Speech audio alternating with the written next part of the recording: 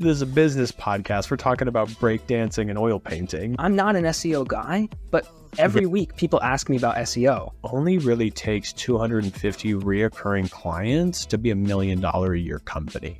And then they're starting to wonder, why am I paying this company so much money and still feeling so stressed? If you're the best or one of the best in the world, probably going to be pretty hard to find a coach who's necessarily further along. It's how many of those bookings turn from a one-time into a regular customer. So one of the things you've had to tackle is making sure that churn rate stays low. How do you do that? This is going to be a very unsophisticated answer. You don't want to miss this content.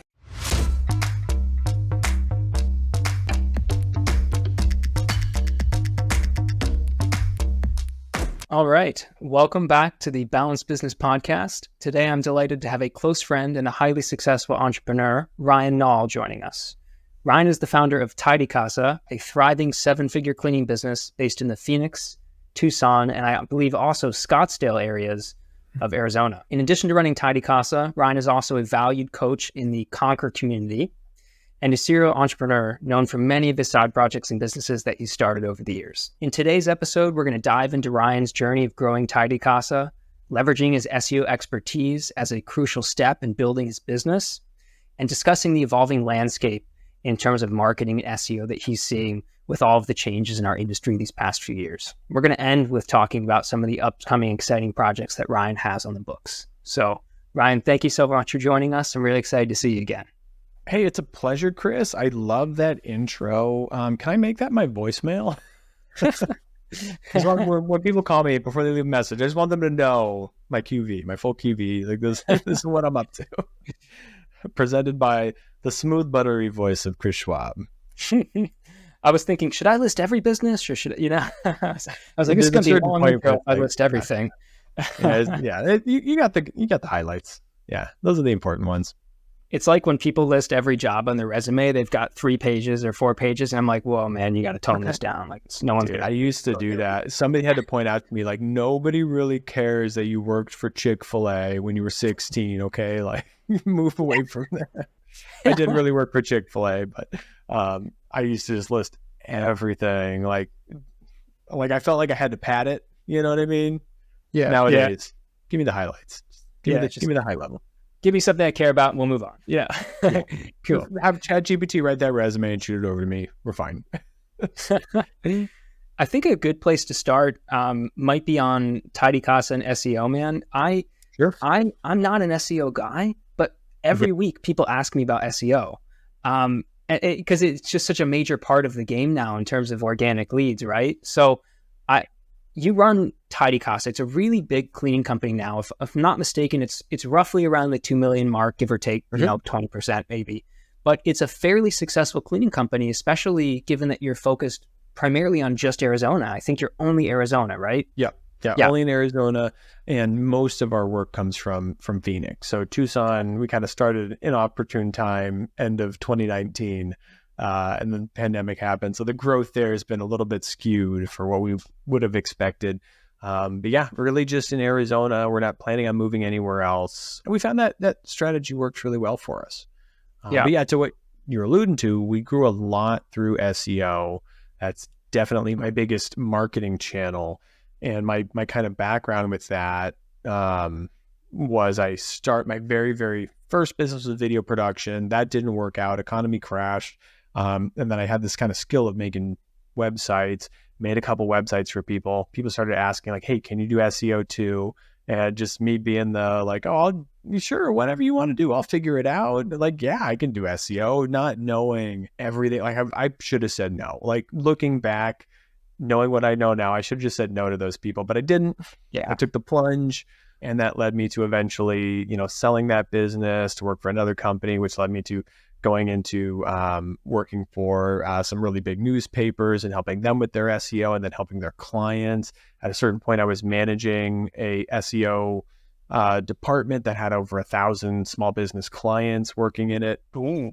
And then found myself at this consultancy, my very last job before I took the full plunge into just full entrepreneur, Tidy Casa, nothing else. I was working at a company doing consulting for Fortune 500 companies. So I was doing SEO and SEO consulting for Microsoft and Starwood Hotels. LG was one of our clients. I really liked working with LG. I helped PetSmart on some of their local SEO strategy.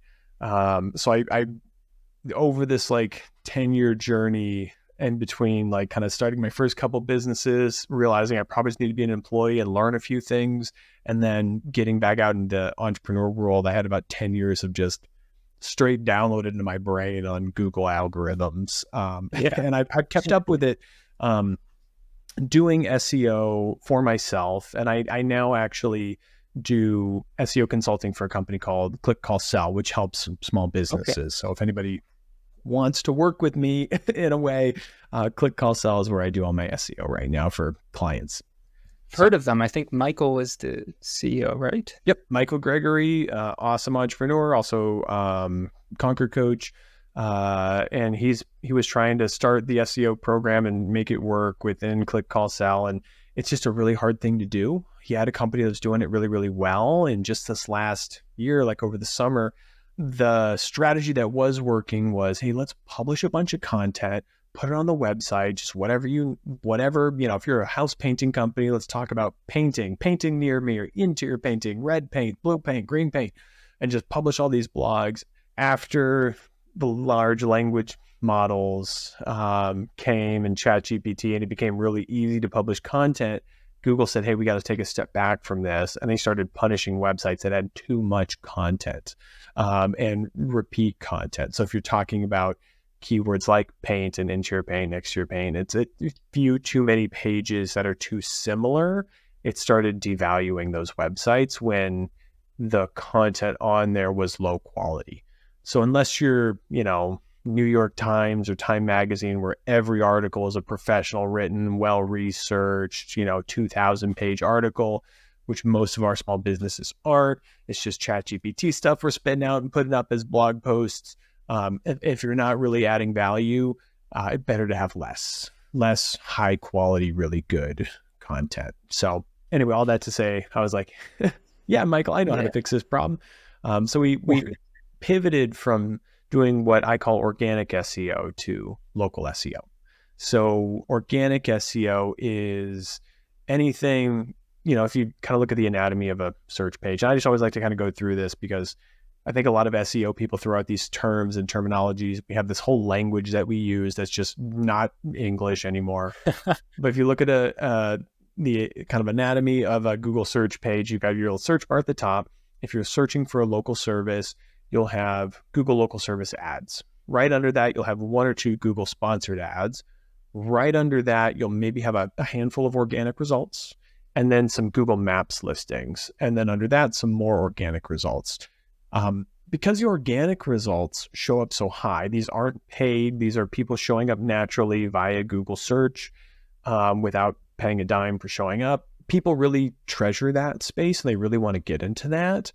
Economically, with the effort that it takes to get there, for most geographies. And when you're a local business, the geography you're in, the amount of competition you have plays a huge role in what it's going to take to get there. So for me in Phenix, or if you're in LA or Chicago or New York, maybe one of the top, 20 cities, Charleston, places like this, you're going to have competition, and you've got to outcompete your competition. SEO is just kind of running from a bear.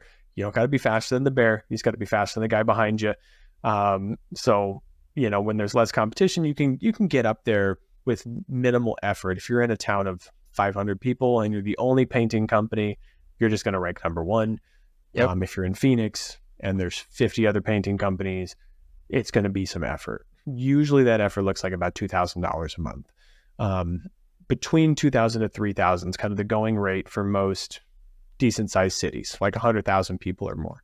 With the local SEO stuff, we can offer a product for about $600 a month that's focused on getting you ranked in Google Maps, not in the organic. And that Google Maps they get so much traffic and clicks and reviews and interactions that you can make a lot more money, a lot higher ROI, and you can rank in there faster. where the organic will take you 2 or 3 years to get to. That Google Maps section, really 3 to 6 months from like absolute cold stop zero. That's great. So yeah, I started focusing on that, and it's easier to scale to. We can do it cheaper. We can do it for more people because we're optimizing that Google Maps page, and that looks the same for everybody. So that makes it pretty helpful. I'm gonna quick fire a couple questions at you here. I'm ready. One, out of 100%, roughly what would you say local SEO gives Tidy Casa in terms of their leads every month and new customers? I would say about probably 20 to 30. I think organic SEO is going to be another like 10 to 20. And then the rest of that's going to be Google paid, just organic referrals, and Yelp is the other slice of my pie. And then if I ever get, so I don't have a regular email campaign because we get enough traffic from our SEO position. So if you're in Scottsdale, Phenix, Mesa, Arizona, and you just Google home cleaning, we pop up number one on maps. We pop up number one in the organic. It's funny. Like I'll talk to other people and they'll be like, yeah, I talked to this SEO company about doing like, talking to my competition, talked to this SEO company. They said Tidy Casa is the one to beat. They don't know if they can outrank you. And I was like, yeah, they can't. You can't pay to beat me.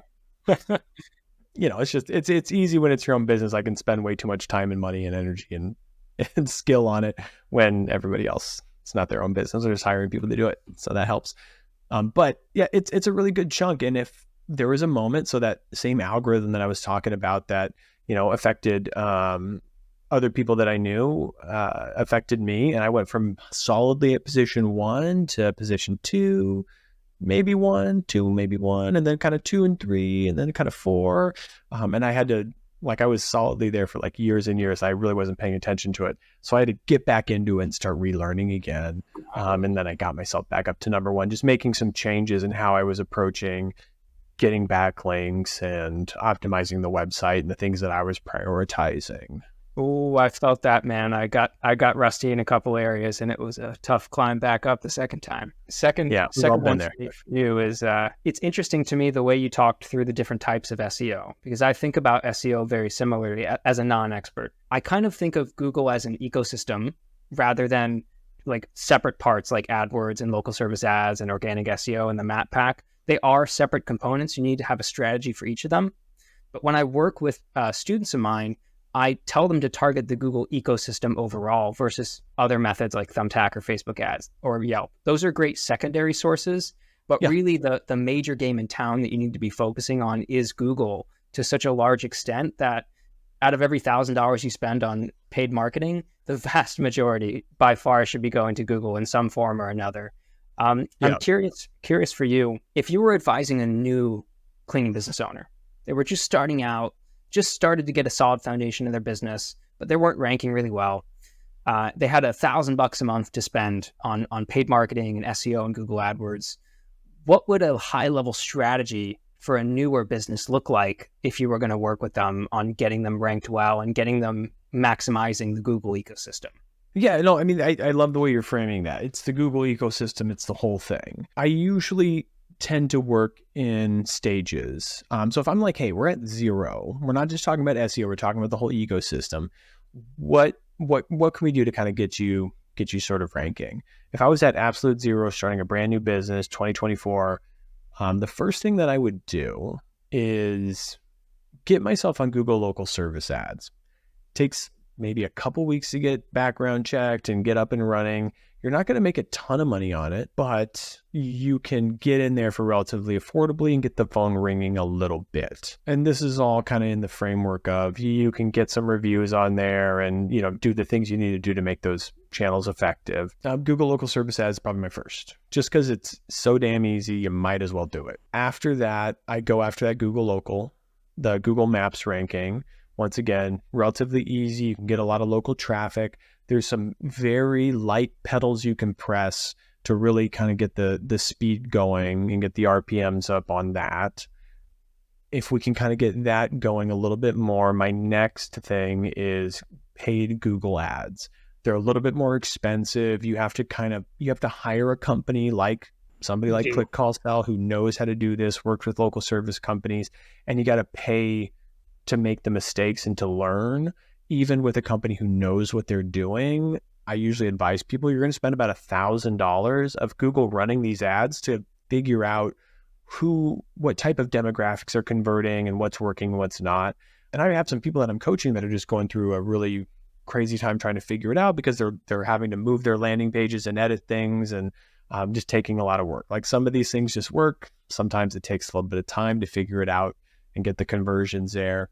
If we can sort of maximize that, the Google AdWords, and find wherever that ceiling is, if you're getting $50 a conversion and we're spending $1,000 a month, and then we raise it to $1,500 a month, and now it's $60 a conversion, $70 a conversion, we're probably okay to just drop back down to 1,000. Like that's our ceiling. We sort of found it. We can't pay for more. We're just paying more to pay more, which I've had happen to me last December because I stopped paying attention. And the demand went through the roof and my budget was still way too high. Had that shell shock when I looked at my credit card bill. Yeah. Oh, I've been there. Yeah. So I pay ad professionals doing stuff for you. And I looked at it, I was like, oh, was this that company I hired? Was this Click Call Sell that messed up? And I was like, oh no, these are my local service ads that I didn't drop the budget on. And Click Call Sell did a great job and dropped the ads, and their stuff's all fine. It's just my stuff that I was running on my own. Even for me being a marketing expert, right? You got to pay attention, maximizing that and trying to find where that ceiling is. That's when I would go after the organic SEO stuff. The organic SEO stuff can be really, really powerful, but you have to make sure you find the right person to help pull the trigger on it for you and execute on it. You got to hold them accountable, meaning you got to be checking KPIs and making sure that they're moving you up in a sort of specific pattern, because it takes so long for that to pay off. We're talking about maybe a year, maybe two, to really start ranking and getting traction there. Those KPIs are going to be super important, because if they're not coming through in a good way, you can spend this money for 2 or 3 years and never really get anything back. Very important point. That's why you got to really, really pay attention. So when I'm talking about tracking KPIs, whatever company you hire should be giving you some reporting. If they're not, probably red flag. But I want to look at keyword rankings, and you can just kind of get this number from Google Search Console for free. Just what's my total keyword rankings? You just kind of want that number to go up. Really what we're looking at, if we're diving deep, if you're using a keyword tracking tool, is I want your top 3 ranking keywords to be increasing, not just all the keywords that are, super long tail whatevers. I want your Google search traffic to be going up. And that's something you can get for free from Google Analytics, very specifically saying Google search traffic, because I had an SEO company when I was trying to figure this stuff out for myself. It's like, I'm just going to hire all the SEO companies and just see somebody that I trust can do this for me and teach me what I don't know, because I apparently have lost my edge. I'm not number 1 anymore. I'm number 2 now. This company, I fired them within like a month and a half because I was keeping track of those metrics. They tried to show me this reporting and they said, hey, your numbers are up. Look at your search or your traffic on your website. It's up.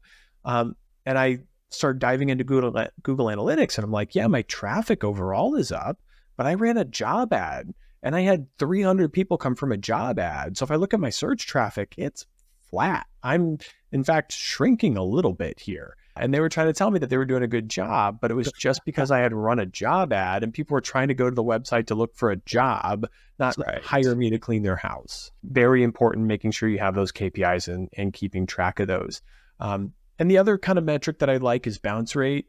The reason I like to keep an eye on bounce rate, it's not the end all be all metric, but I want that to be low. Like if your traffic is through the roof, but then the bounce rate goes up, something is off. Probably you're ranking for keywords you shouldn't be, and you're not going to be ranking for them for very long, or there's some other manipulation going on there that's skewing what things look like. So that's just kind of my health barometer for the website. Typically want the bounce rate to be around 50%. I think a really, really good website will probably be around, 35 to 45 for a bounce rate for your Google Analytics. But I'd say just keep that. That's sort of your, canary in the coal mine for if this is going well. We want the keywords to be going up slowly. We want the Google search traffic to be going up slowly. Keep in mind, seasonality is a thing. So if we're off season, that'll affect it. So you kind of want to look at this December versus last December, December 2024 versus 2023 to see if there's actual kind of movement there, kind of compare apples to apples, and just make sure that there's some movement. Most SEO, so not all SEOs can get you to number one. A lot of them will get you moving up and make some improvements for you, and then they'll plateau you somewhere. This is pretty typical for a lot of SEO companies. They don't have the skills or the knowledge to get you to number one. So they'll maybe take you from page 50 to page 3, and then maybe you'll start slowly inching up to page 2, but you'll just sort of get stuck there. So a lot of times there will be that plateau. If you find that plateau, that might be a time to try to find somebody else who can get you from page 2 to page 1, because those people do exist out there. They tend to be pretty expensive. Or you just get lucky and find somebody that's really good, or you just have to start learning it yourself. But those are kind of the things that I look for, is just making sure you're keeping track of those KPIs, you're holding them accountable, and cutting it when it's time to cut it.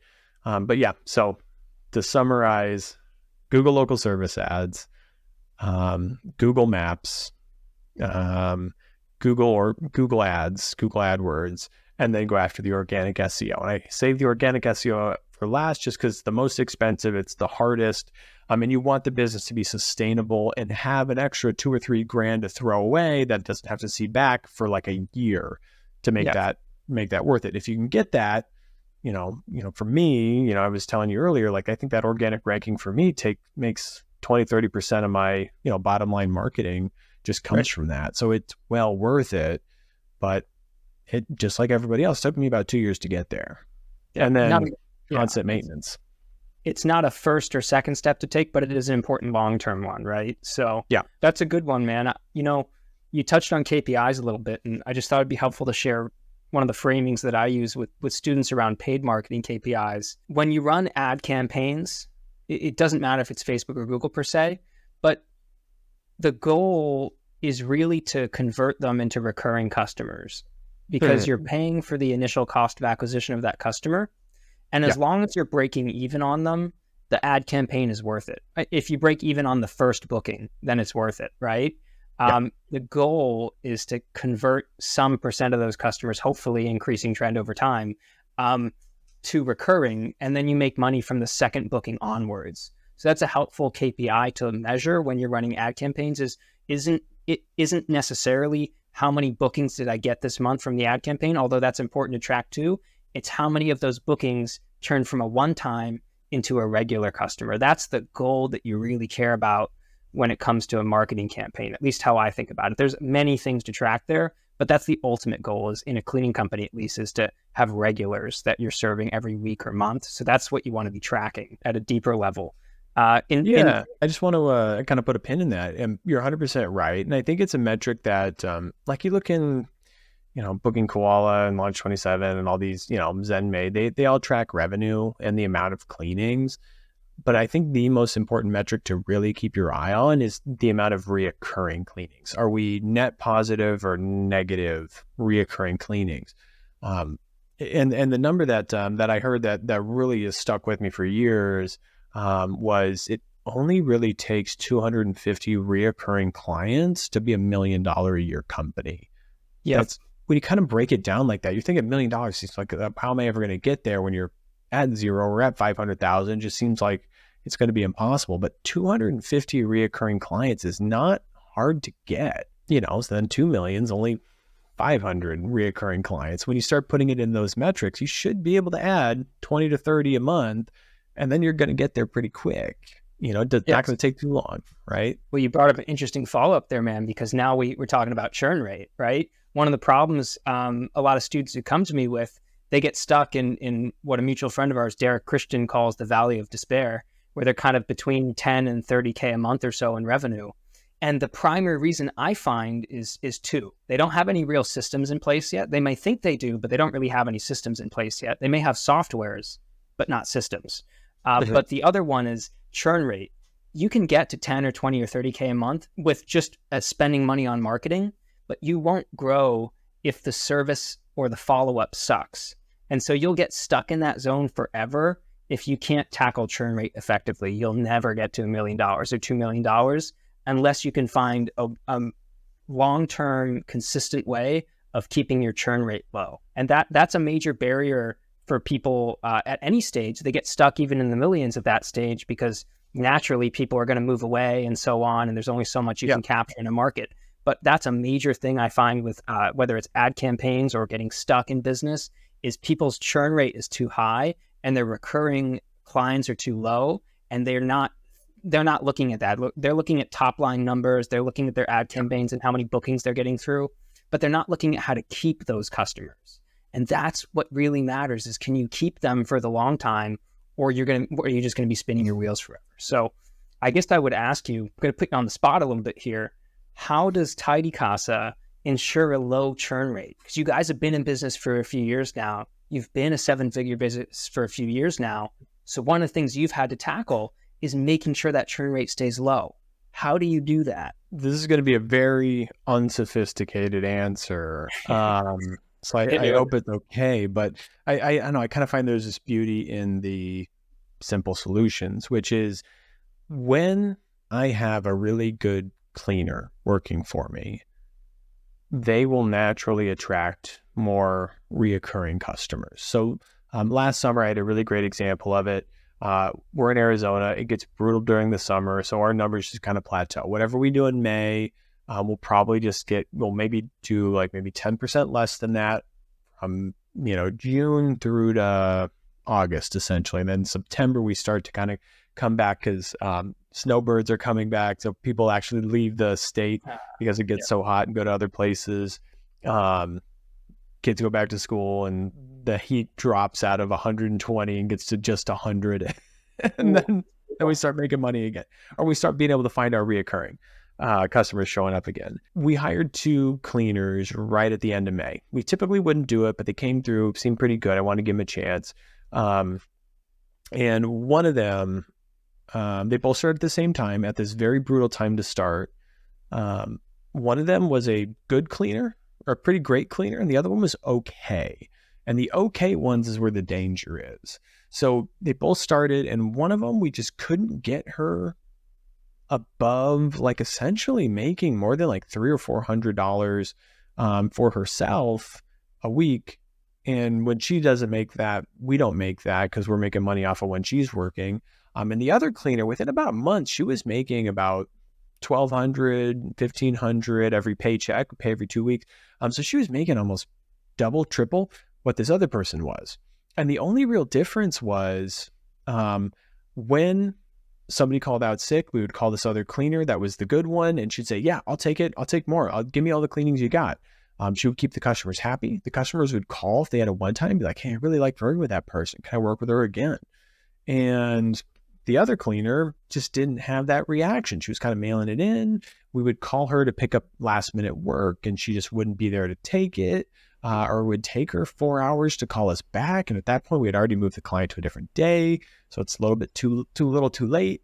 And this is generally not keeping the clients happy, but all of these things are kind of soft, right? It's like, you're not quite picking up the phone. We're not getting bad reviews from your work, but we're not really getting any good ones either. It's kind of this weird okay space. So anytime I'm stuck at a number, I'm like, why is the business not growing? I'm like, okay, I'm going to check the marketing. Marketing's on point. Checking the sales. Sales is on point. Like, what's the last thing that I need to check is, do I have the right people in here? Because naturally what happens in cleaning businesses is you get a cleaner. At least for my company, we try to keep cleaners with the same customers because we want them to build that relationship, which adds that stickiness to our business when they have a good relationship with the clients. So they naturally get all the new clients until they're full. And then we hire somebody else. And then the new person comes on and they're getting all the new clients until they're full. But them filling up is really reliant on them being good at what they do. So what we had to learn is, not only do we have to be really, really selective with who we hire, and we've got plenty of tools and tricks that we use to kind of do that, but you're naturally going to hire people that are bad or okay? And the okay ones are the danger. So what we learned we had to look at is not necessarily, are they getting bad reviews for customers or feedback from customers, but what's this cleaner's percentage of reoccurring?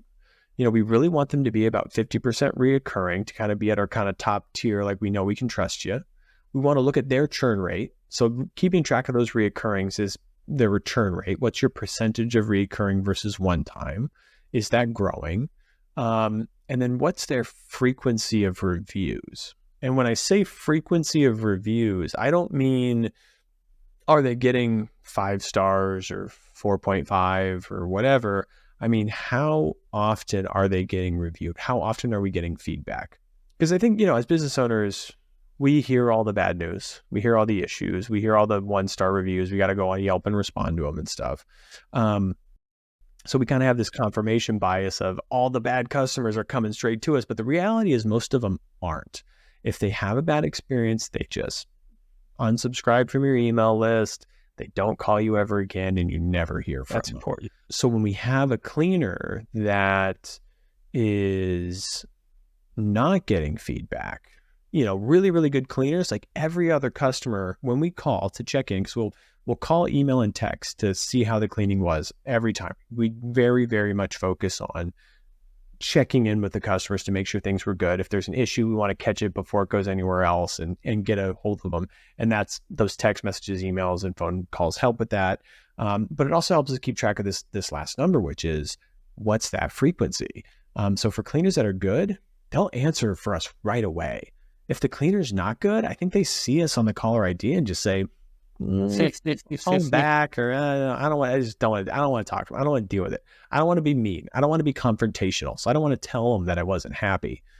So really only the happy ones give us any feedback at all. What's that frequency of getting customer feedback? If for new customers that we've never seen before, it should be about 50-50. Every other customer should tell us like, yeah, it was good. For cleaners that are okay, it's like 1 out of 10 will tell us, yeah, it was good. So the metric is a little different. And I don't think there's any software that just keeps track of that off the shelf. So you kind of have to build that for yourself. So for us, we just have it in a Google sheet, and we call people, and then we put it into Booking Koala. Like, okay, this customer said this was a 4.5-star cleaning or the 5-star, and keep track of it that way. And then we review it at the end of the month. But if I can hone in on who's the okay cleaners and get them out of there as soon as possible, that really, really helps growth. And it's so bad to not have the right people in the business. It's the thing that's killing you that you don't know is killing you. Right, because it's satisfactory, but it's not great. That's a really good answer, actually, and it's more sophisticated than you might have thought. Because what you really said, I think 2 things worth highlighting. The whole thing was good, but 2 things that stood out to me was you do KPIs at a granular level for per cleaner too. That's interesting because that's very insightful to have KPIs, or maybe that's too depersonalized a term to use, but you're tracking the important things that the cleaners are doing for you and you're doing for them, and you're seeing what's working and adjusting, right? I think that's worth highlighting because that really does have a big impact on churn rate, the individual cleaner's performance and consistency. I'm trying to think of a better way to phrase this, but there's also like a natural selection process going on, There's a level of work. Right. Yeah. I was like, I can't think of a better way to say this, but that's kind of what it is at the star performance level. Is the better cleaners, so to speak, are making themselves known over time when you look at the trends, and you can focus in and give them more work, and you can start to change your hiring profile to reflect those personas a little bit more and go after star cleaners who are more similar to the ones that are already performing well. So I think that's a great answer.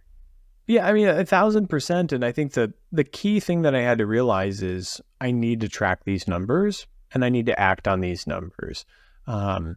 Because just like you said, a lot of these cleaning companies, we just look at that top line revenue. You go into ZenMate or Launch27 or wherever. I think the only one who really does this well in terms of the reporting is Made Central, but it's a very, very expensive piece of software. So most people just can't really get into it. For these other ones, when you look at the reporting, the top line is everything. That's kind of what they're highlighting.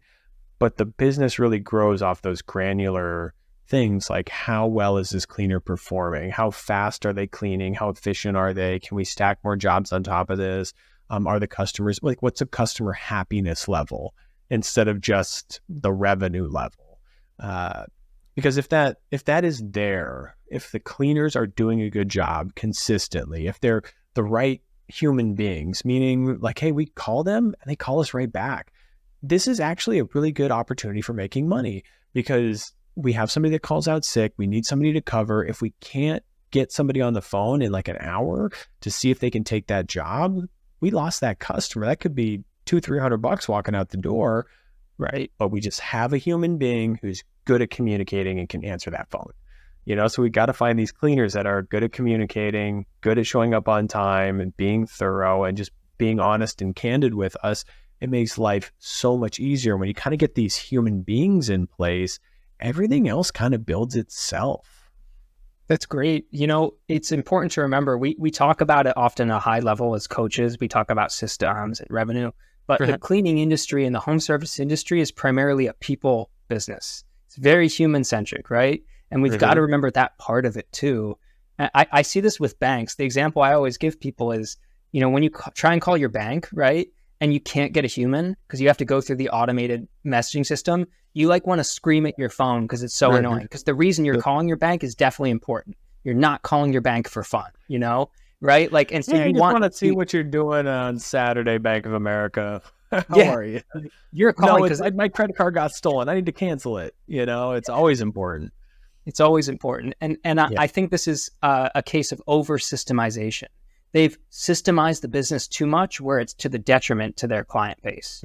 And that's a concern sometimes. I'm a systems guy. I talk about it a lot, but I do get concerned a little bit when people try and put in a system in place for everything. Because if there's a system in place for every little thing, you've removed the human too much from the system, and your customers and your company are going to suffer as a result of that. So there's I think a balance between tracking things and making there be a system for it, and having a little human and chaos in there too. That's important, I think. Yeah. As you're kind of saying that, something's coming to my mind, which is just, when I used to interview cleaners, I don't anymore. But there's some big companies that venture funded, trying to take over the cleaning industry with millions of venture capital dollars. We all kind of know who they are. But I would interview people. And when I first got started, I would just take people out for a coffee. And they were like, hey, I'm just so happy that you're a human. Like, I work for this other company, and I didn't have a person to call.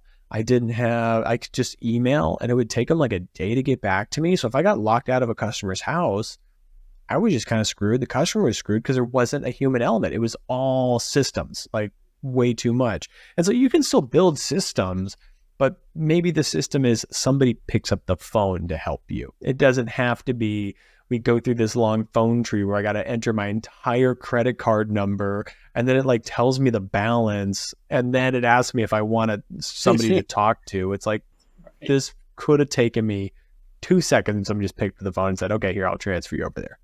And that's part of our service that we're providing too. If you think about it, people are paying us money to take stress away from their lives. Usually that's in the form of cleaning their house instead of them cleaning it. But if we try and take too much stress away from us as the business owners, we're transferring that stress back onto the customer. And then they're starting to wonder, why am I paying this company so much money and still feeling so stressed, So that's an unconscious part to think about, I suppose. Yeah, it's like nothing in life is really free. That stress is coming from somewhere. And if you're taking it off of you, it's going on to the customer. Unless you just have the absolute perfect system that just magically works, which I haven't seen yet. That's part of what they're paying us for, is, to take some stress off. So I spend probably way too much on my office admin staff, because I want to make sure that when a customer calls, we can pick up the phone every time. And if we can't, we want to return that phone call within 10 minutes. And we've been really, really great about it. But it costs a lot of money. On that note, though, I've got some really, really great people. Customers are happy, and our customer satisfaction and for customer service is just through the roof. And it was a really, really big focus of mine early on, because I just knew that was important to not only be there to answer the phone, but to answer the phone with empathy and to use empathy when we're really doing anything relating to customers or to our cleaners. Somebody had a bad experience, a cleaner had a bad thing happen to them. We got to treat them with empathy too. And that's kind of the other side of that coin. We got to find these right people and then treat them right so they stick around. So the same thing for customers, the same thing for cleaners. They get a choice if they're going to work for you or somebody else. So how do we treat them with empathy and respect and make sure that they're getting something that's valuable? So I've got a couple other unrelated questions to Tidy Casa, but I did want to ask you one final small question on Tidy Casa. You've kind of built it to this really wonderful stage of growth and stability, and you've got your office team in place. I'm curious, for you at a kind of a high level, what do you consider next for Tidy Casa? What do you consider to be the big thing that you're going towards with that company now? Next stage for me, and the biggest thing that I want to do, is to take myself out of it as much as possible. And, I realized early on, so this is something that a lot of business owners say, and I want to expand on it a little bit because I think it's going to be a bit different. So right now in the business, when I want the business to grow, so I got stuck at like $1 million a year for like 3 years until my business coach told me you need to build different systems because the systems that got you to $1 million aren't going to get you to 2 million. And we have this tendency to be like, oh, I'm just going to do more of those. I'm going to do 10 times as many of these things that I was doing down here, and that'll get me to here. But the systems just don't scale that way. So she just said that. She didn't say anything else to me. And then I kind of started to look at what I was doing and where I was doing. And I was like, oh, like there's a bottleneck over here. And there's a bottleneck over here. So I'm just going to make this a little wider and turn the faucet on over here. And then all of a sudden stuff started flowing a lot better. But adjusting those faucets, widening those, those things, to get the systems moving takes a lot of effort from me. So what I've been focused on the last year is finding people in that office environment that not only are the types of people that are really good at executing on their jobs, but are good at teaching me the next thing that I need to do. So I've been slowly putting them in place and facilitating them and building them up. And I've got a really, really great team right now. So my next step is I'm letting go of those reins and handing those over. So I said I hadn't interviewed cleaners for a while. That was probably one of the first steps is I'm going to step away from hiring cleaners. So right now I still do the bad stuff of having to fire them. That'll probably be the next one that I get rid of, but try to give more of that autonomy to that team and then more autonomy, not only to kind of run the systems I've built, but start building their own. And I've been having that and supporting that. I had a cleaner tell me recently, or not a cleaner, one of my admin staff tell me recently, like, hey, we noticed that there's these couple of things that every single new cleaner that comes in, we have to educate them on. And we do have an onboarding process where we go over these things they should know, but it just needs to be reinforced a little bit more because this onboarding meeting is 2-3 hours. And people only really remember the last 15 minutes and the first 10. So a lot of this is just kind of forgotten. So how can we kind of reintroduce this and let them know it? And it was her idea to just every week, let's send them an email with just one topic that they need to know. And then after about 6 months, they'll have gotten just a slow drip of like reinforcement of positive things that we want them to do, how they can be successful and how they can better support the office and support the customers. This was a system that, essentially somebody that was answering my phones came up with. So I'm trying to have those people reinforce those ideas and get them to the point where they're building the systems. And once I've kind of got it to that point, then I'm going to hopefully see the business start to evolve on its own without me having to go find where all those bottlenecks are. So that's really my biggest effort right now is taking my person who, started as somebody that was answering my phones, worked her up to, running the schedule. Now she's teaching people how to do sales and doing all the operations. She's the one who's been interviewing people for hiring. Got another great person, kind of the same story, started on the phones, then went up to, she's running the schedule now when the other lady went off to do the operations. They're both just really, really great. Had another person that came on board that's just killing it in sales. So just getting really good at hiring people and nurturing those talents, trying to make sure the right people are in the right seats, so that they can grow the company for me, so that I don't have to be spending time in it. Because when we're in those growth phases, it's a lot of effort. I wanted the growth phase to just kind of be continuous and me to just kind of stay down here and be able to take a little bit of a step back. View it with a nice martini from a distance, right? Hopefully on the beach. Yeah. I think this is a good transition to a question I had about coaching, because you mentioned was really on the topic of knowing what you don't know and hiring and finding someone a little bit maybe ahead of you who can point that out to you to upgrade your systems in a way that you haven't thought before. And I think this is important as we're both coaches, is people come to us for answers and we try and provide those answers to them. But we also have to remember to have a humility about ourselves and our own businesses that can be hard to remember sometimes when you're a coach, because you have the answers now. You're the guy people come to, right? Yeah. And I find it very true. The exact same thing. The systems that are going to take you from 0 to 10K a month, from 10K to 100K, from 100K to 250K a month, they're different. It's a continual process of evolution. And if you're getting stuck and you can't see an obvious reason why, the best thing to do is find someone 2 or 3 or 4 steps ahead of you, because they're going to be able to spot what's wrong almost immediately and tell you what to do, Yeah. And that's going to save you months and tens of thousands or hundreds of thousands of dollars in pain just by doing that. So I think no matter what stage you're at, there's a reason to bring an expert in further ahead of you, because they're still going to save you time. They're still going to save you money and effort and pain that you wouldn't have to go through yourself. So there's never a stage you get to as a coach or a business owner where finding someone further along from you is a bad idea. It's always a good idea. Yeah. Well, and I'll say too, further along, yes, but also, something that once again, my coach, the coach who taught me how to be a coach, shared with me was Tiger Woods has a coach.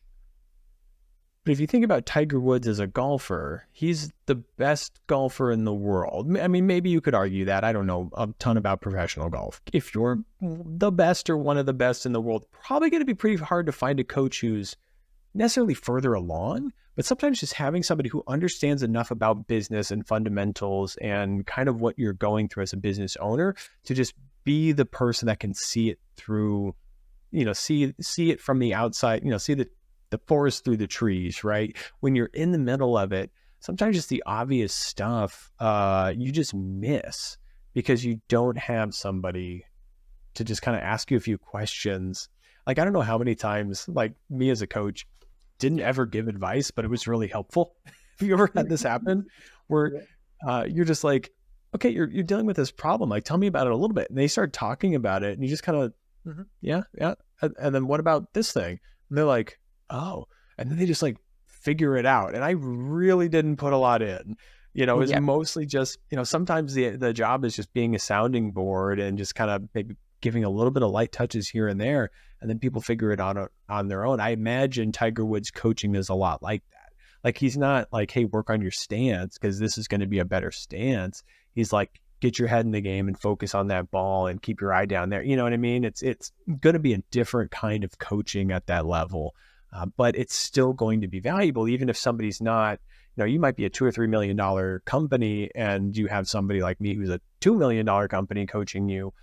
You're still going to be able to get some value out of that, even though maybe I'm not necessarily further along revenue wise. Maybe I've got more employees, or maybe there's just something that I see that you don't, that's going to make a difference. So just something I want to kind of share there, because coaching, the person who I keep referring to as my coach, didn't own a business. She knows about business and she's done a lot of different things, but she's just a really good coach. And, she's not necessarily further along, you know what I mean? She's just the right person to kind of give that kind of advice. That's actually very true for me too. The man who is primarily my fitness and nutrition coach, Steve Atlas, he doesn't have a cleaning business or anything, but he has such an incredible perspective on what goes into balance and health and life that we talk about business often when I talk with him. And there is not a single time, I mean this sincerely, there's not a single conversation I've ever had with him in the past 10 years that hasn't been genuinely valuable and actionable. And so I really get what you're saying. You can take real wisdom and inspiration from people who may not be in the same field or who may not even be further along from you, but you can apply that in a way that resolves much of the issues that you're having. I think that's really good advice. Yeah, there's this awesome book I read called The Billionaire Coach. Really great book if you haven't picked it up. But the concept in this book is this particular person was the coach in Silicon Valley. If you needed a CEO coach, you would hire this guy. He was essentially a failed NFL coach. Like, he wasn't even the head coach. He was like the assistant coach. His team never really did very well. He didn't really go anywhere with it, but he just sort of ended up finding himself in Silicon Valley around a lot of these CEOs. And he started coaching them, and he became the preeminent, like, if you have $1 trillion company and you need somebody to help you figure things out, call this guy. This guy didn't have $1 trillion company. He didn't start Google or Facebook or Amazon, but he was coaching all these companies very, very successfully because he just had that sense for like, hey, you're having a conflict here. You need to work on this, or you need to find some balance. You need to take some time away. Just that sounding board, and that person just kind of, like you said, your fitness instructor just happens to be that guy who can give you this advice just by kind of like talking to him and taking seriously what he's saying. And then all of a sudden you're like, that was a really good insight. I'm glad I talked to you about this. Yeah. Oh, man. Yeah. Coaching's important. It's the lesson. I do. I've got a big question for you then. So we're talking about getting inspiration and coaching from different sources. So I'm curious how you apply something from outside your business into your business. And what I'm thinking of specifically is improv. One of the hobbies that you have in your life is improv performances and groups that you work with. So I'm really curious if you could talk maybe a little bit about how your improv has influenced your business, because I'm sure it must have in some way. Yeah, well, and this came from my business coach. So as I was doing my coaching training and getting my certification to be a business coach, I was having trouble with recall. Like, I had the answer in here. I had this tool that you could use, but it just took me a little while to like pull it up, and just sort of like an uncomfortability with kind of being myself and sharing and being open, right? And having a little bit of a faster reflex on my memory. So my coach, who also does improv or was a trained improviser, said, you should check this out. And my very first business was video production. I'm very into storytelling and videos. And I've been interested in this idea of improvisation for a long time. So she kind of opened the door for me and said, hey, you should try this. And I was all about it. I was like, yeah, I've really been looking for an excuse. And, there's an improv place right down the street. I'm going to go over there and find this small little theater called Second Beat Improv in Phenix, Arizona, with Sam Hiddleman, who was my first improv coach. And I just kind of fell in love with it right away. It was a little weird at first and kind of uncomfortable. But as I got through it, just like, everything that you do that's not business related, you start to see these like parallels. So my memory became quicker, my recall. I was able to think faster on my feet, which was really helpful when you're in when you're coaching people or you're leading a meeting. You start learning tools like how to argue well. And you improv kind of like takes these things and breaks them apart, and you start examining them on these like levels where, like, if you're arguing with somebody in improv, they teach you to always say yes and. When you get far enough into improv, so the basis of improv is say yes and. Yes and is basically, if we're in a scene and I say, here's an ice cream cone with some sprinkles, just like you wanted, Mom. And you say, I'm not your mom, I'm your dad, and that's not ice cream, that's pizza. All of a sudden the scene's dead. We're not going anywhere. But if you say, oh, thanks so much, son, I'm glad that you gave me this ice cream. It's my birthday and I'm really happy about it. You're saying yes and you're agreeing and you're adding something, giving a gift back. And that progresses the scene forward.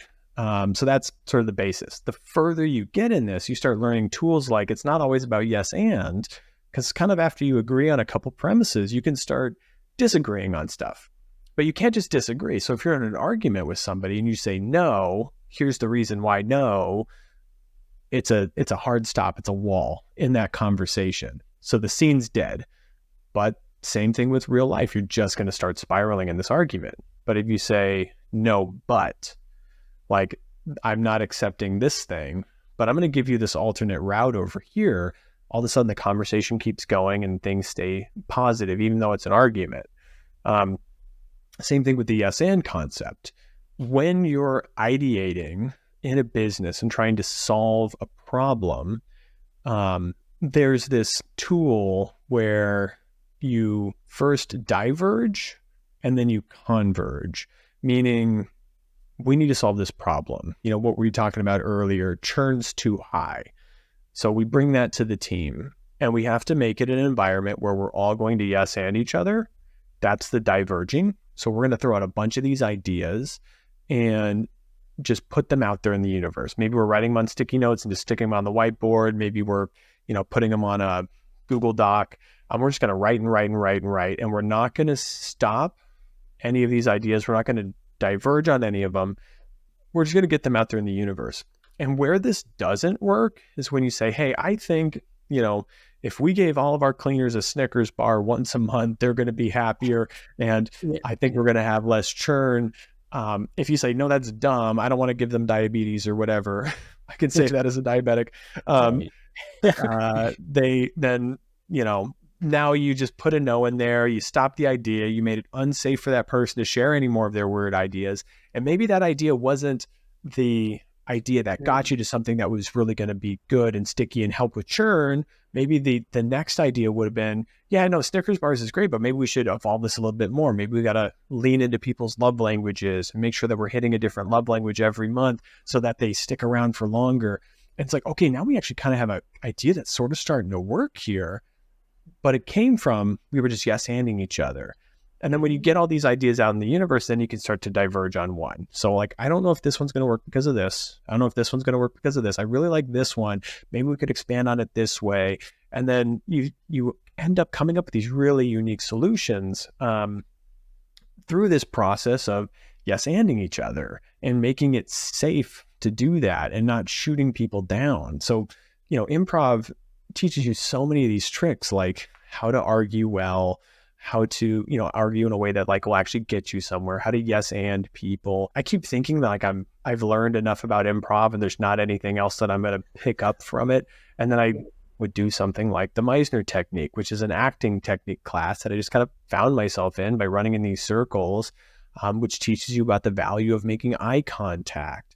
And I found myself making more eye contact when I'm doing interviews. So I've found that I can really tell if somebody's going to be good at their job, or if they're lying to me, or they're telling the truth, or if we're just vibing in a good way by making eye contact. Where before, I just have a really bad habit of just constantly looking away and not holding eye contact with people. And it's helped with so many other weird places in life. So, this idea of balance is so important, because when you're working out, when you're doing improv, when you're doing a board game night or whatever, you start to kind of see these weird parallels and just find different paths start connecting, and you start putting together these different wild ideas that help you develop as a person, which in turn develops your business. Ooh, that was such a good answer, man. You're making me think a lot here. That was almost philosophical, because I really felt there was a going with the flow mentality there, which is so important in business, because you're going to be presented with a lot of firsts, a lot of tough situations, and you have got to learn to go with the flow. Otherwise, you're going to be stuck all the time. So I really thought that was an interesting answer you gave with improv. It kind of sounded like go broad, go narrow, throw a bunch out there, see what sticks, and then form a plan.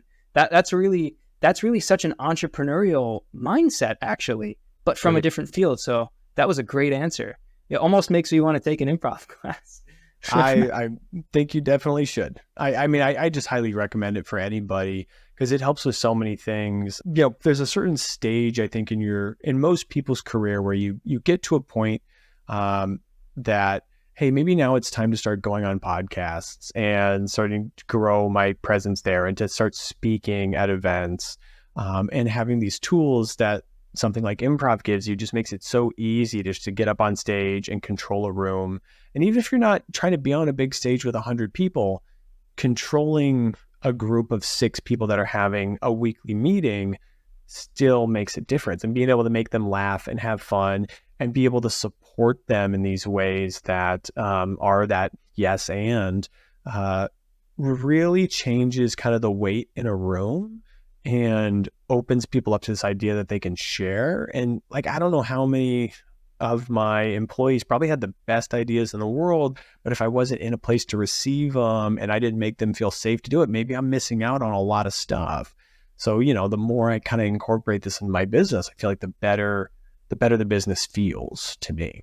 You know what I like about this too is how lightly you speak about it. A lot of times when people talk about, working with other business owners or speaking on stage, there's books about persuasion or strong arm sales tactics, and often it feels a little manipulative, to be honest. Yeah. But when I hear you talk about improv, there's a naturalness to it. It's like a getting along with the crowd rather than like a controlling them, right? It's like there's this new situation I'm in. How can I make the best of it? How can I introduce them to my way of thinking? Like the way you're talking about it is really like positive and interesting to me because it's so different than how other angles people are coming at it from. No, I really like that. Yeah, that's what it is. Just, at the end of the day, it all comes down to being yourself, being open and finding a message that resonates with people and being loud about it, not being afraid to share. Like, I don't know, improv just goes really deep on these like little things. So when you're doing these sets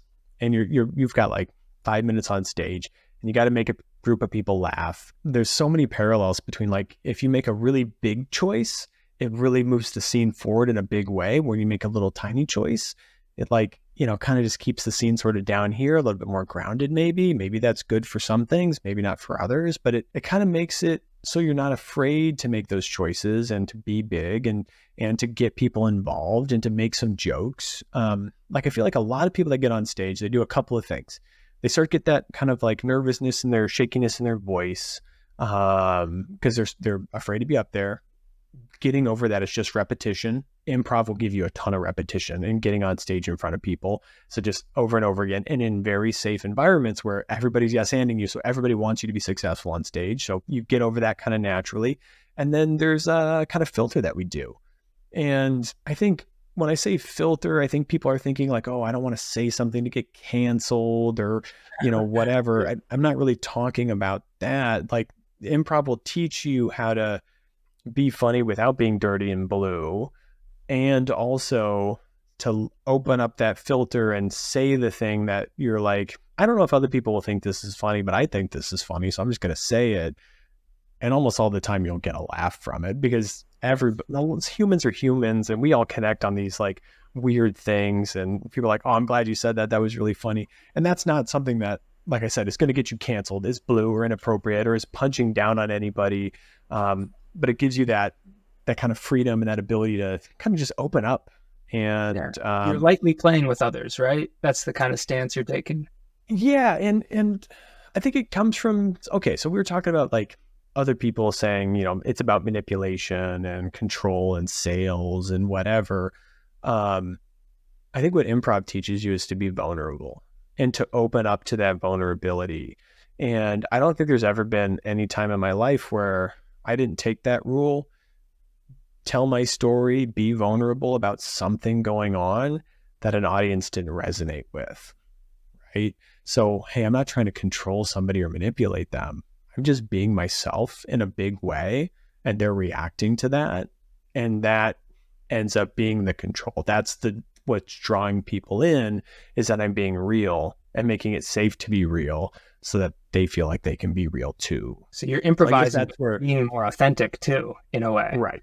Being real, being vulnerable, being authentic. Yeah. And that's what improv teaches, right? You take level 1 class and you're like trying to make these funny characters and do these weird voices. And then by the time you get to level 4, like you've been doing it for about a year, you're like, oh, I don't have to be some dorky character. I can literally be myself.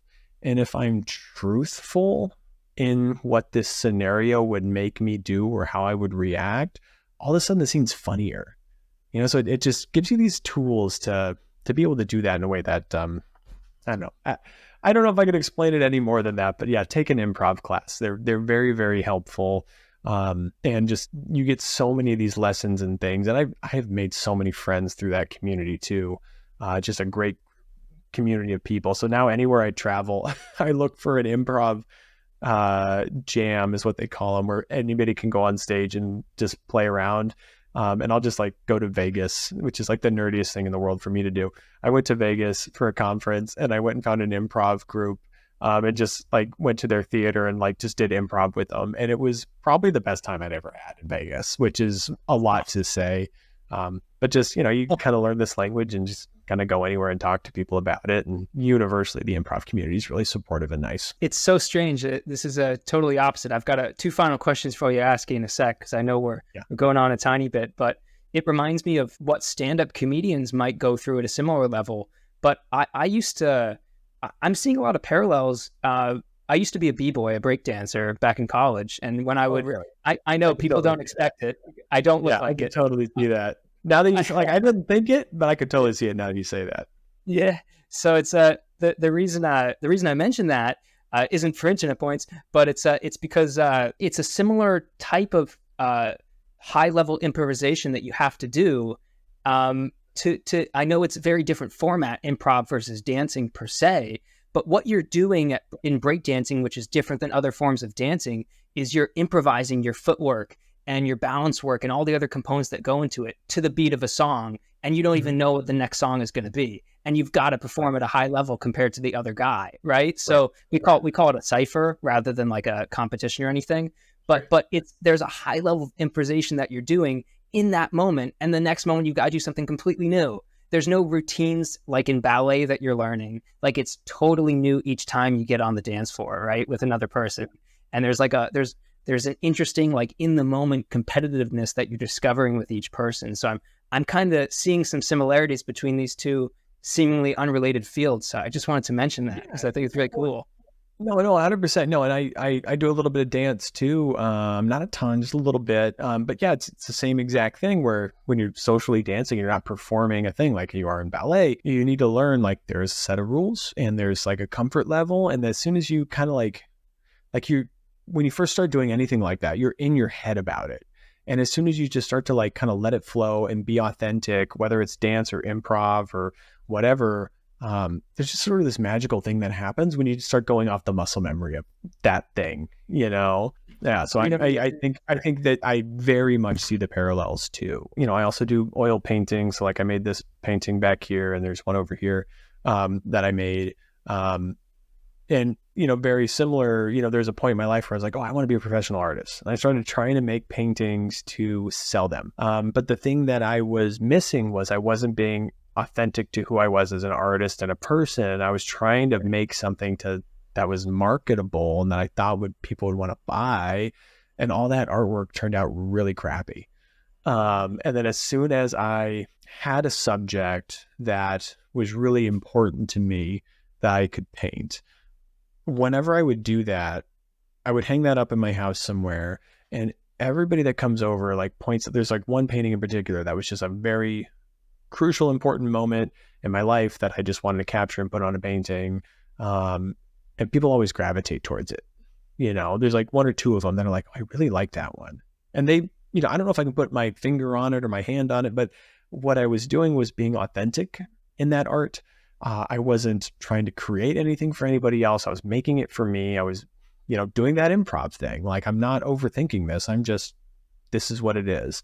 And this is what I want it to be. And, once again, like you were saying, finding this balance, there are so many of these little pieces that just kind of come together and help grow your business from, this is a business podcast. We're talking about breakdancing and oil painting. You know what I mean? Right.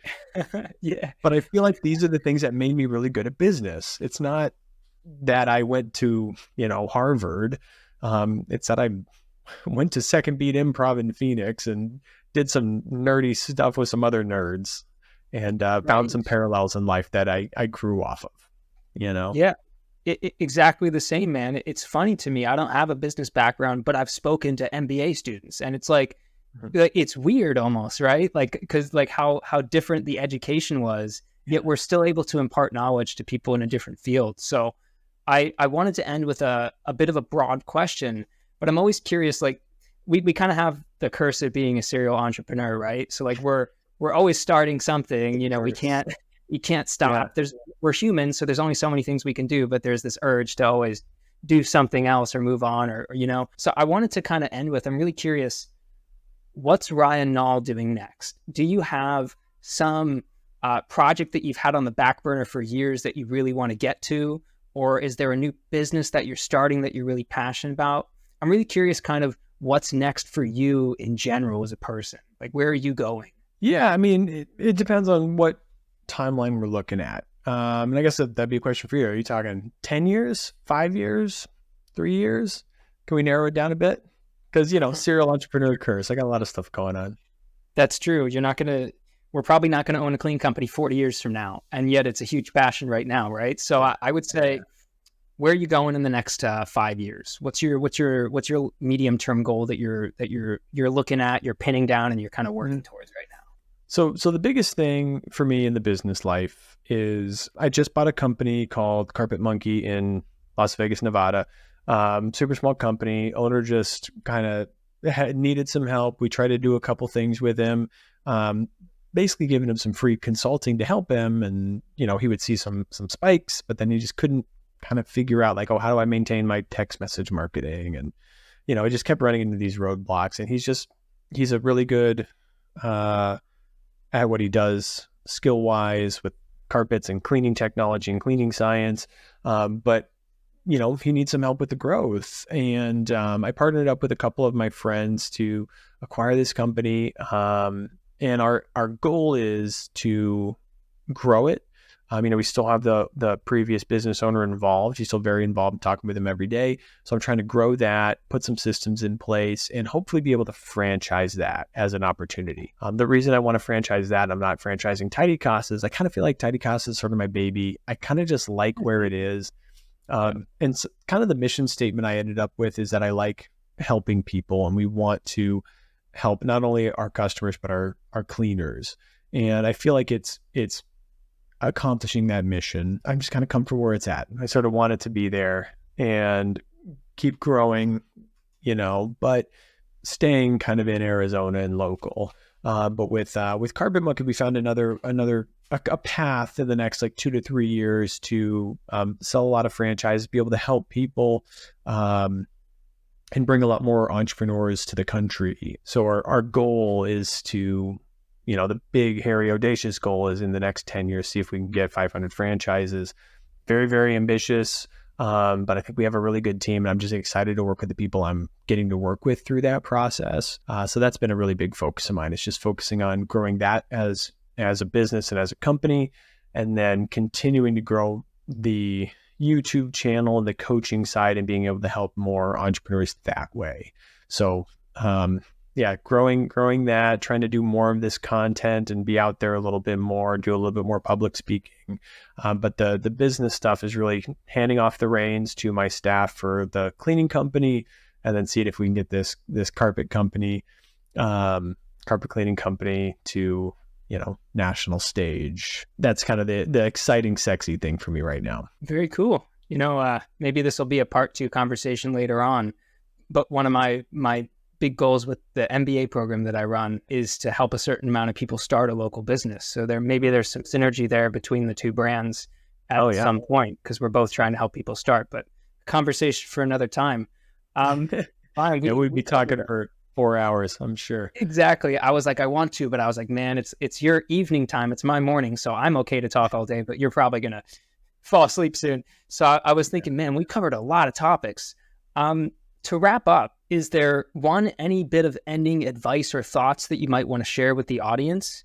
And 2, is the best place to find you ryannknoll.com, or do you have a preferred place that people would connect with you? Yeah. So ryannknoll.com actually goes to my YouTube page. So you can go there. That just brings you straight to the YouTube page. If you go to knoll.co, so knoll.co, that's got a blog that I used to run. I haven't updated it a ton. I'm working on kind of putting some more content on there. But you can also fill out a form there to get a free coaching session on the podcast. So if you have a question that I think people will get some value out of, that maybe isn't something we've answered on the show yet, you can just post it in there. I'll see it, and we'll bring you on and see if we can help you for free, just for being willing to put your face on YouTube and answer the question for the world. So those are kind of probably the two best places. Just the YouTube channel, which is just youtube.com/Ryan Knoll with no spaces or hyphens, or RyanKnoll.com will take you straight there. Very cool. Man, it's been a real pleasure to have you on. I'm just thankful you stayed on the whole time. We threw a lot at you in an hour there. So we need to do this again soon. Let's not make it a year this time. So thank you so much for coming on, man. Yeah, and hopefully I'll be seeing you soon, brother. It's always good talking. It's I don't know, literally every time I talk to you, Chris, I feel smarter and better, and like I'm at least a 10% better human. So for anybody that's watching this is coming from me. Subscribe to Chris Schwab's channel and leave a comment because you don't want to miss this content. Same here, brother. All right. Have a good night. Have a good morning.